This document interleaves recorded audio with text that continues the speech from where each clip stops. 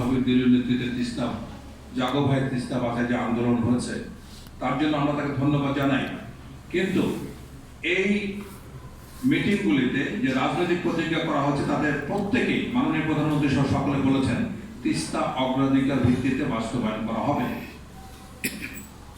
এখন কথা হলো যে তিস্তা হচ্ছে প্রাণের দাবি, 2 কোটি মানুষের বাস তিস্তা পারে এবং এই তিস্তা পার এবং নর্থ বেঙ্গল বাংলাদেশের রুটির ঝুড়ি বলা হয়। তাহলে তিস্তা মহাপরিকল্পনা, আমরা মহাপরিকল্পনা চাই না, ছোট পরিকল্পনাই করে দেন। যদি তিস্তা নিয়ে এতদিন আলোচনা হয়ে থাকে, এত প্রতিশ্রুতি দেওয়া হয়ে থাকে, সেখানে তিস্তাকে অগ্রাধিকার না দিয়ে হঠাৎ করে পদ্মা ব্যারেজের প্রশ্ন আসে কিভাবে এবং নিজস্ব অর্থ হয় না। আমরা পদ্মা ব্যারেজের বিরোধিতা করছি না, পদ্মা পারে 7 কোটি মানুষ উপকৃত সেটা চাই, কিন্তু তিস্তাকে কেন মানুষের উপরে ছেড়ে দিয়ে অন্য দেশের মানে ইচ্ছার উপরে ঠেলে দিয়ে আপনার পদ্মার প্রজেক্টের মতো প্রজেক্ট গ্রহণ করছেন এবং নিজস্ব অর্থায়নে। আর যখন তিস্তা প্রসঙ্গ আসে তখন কেন ভারত বা চীনের কাছে দ্বারস্থ হতে হবে? সুতরাং এখানে একটা সূক্ষ্ম ষড়যন্ত্র বা তালবাহানার সুযোগ আমরা দেখতে পাচ্ছি।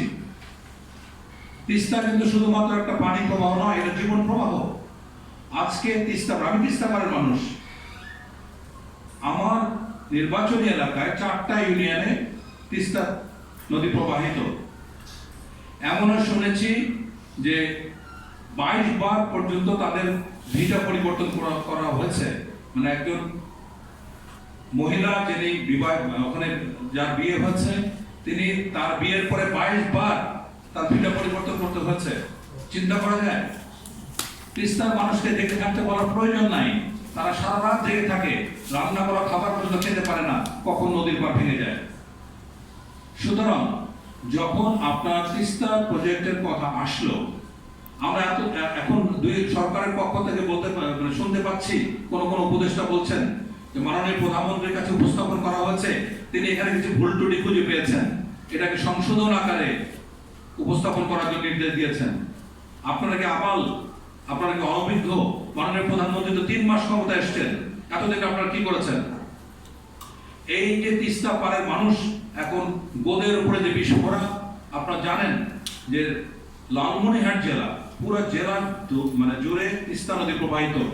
এই নদীর চর অঞ্চলের প্রধান যে অর্থকরী ফসল সেটা হচ্ছে তামাক, ভুট্টা এবং আলু বা কোনো ক্ষেত্রে বাদাম। এই বছর তামাক নিয়ে হরিলুট চলছে।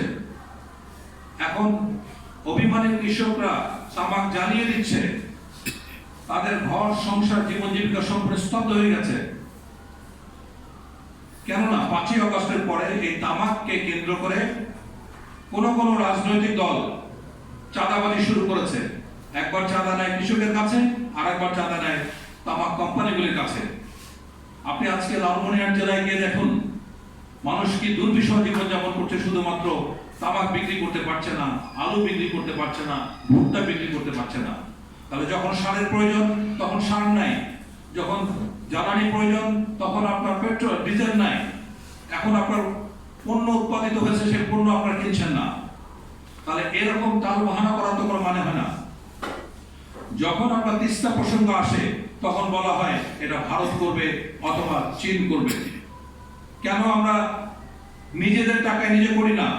যখন উত্তরবঙ্গ দক্ষিণবঙ্গের বিষয় আসে, যখন রাজধানীর বিষয় আসে, যখন পদ্মা ব্রিজের কথা আসে, যখন মেট্রো রেলের কথা আসে, তখন আপনারা ক্ষিপ্ত হয়ে যান, নিজস্ব অর্থায়ন করবো। কেন তিস্তার ব্যাপারে আপনারা করেন না? রহস্যটা কোথায়? 12,000 কোটি টাকা কোনো টাকাই না।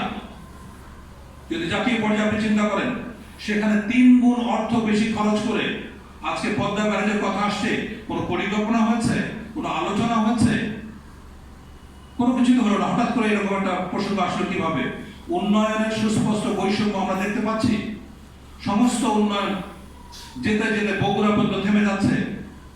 রংপুর বিভাগ বঞ্চিত বিভাগ। স্বাধীনতার পর থেকে এখানে আমরা একজন রাষ্ট্রপ্রধান পেয়েছিলাম, হোসেন মোহাম্মদ এরশাদ।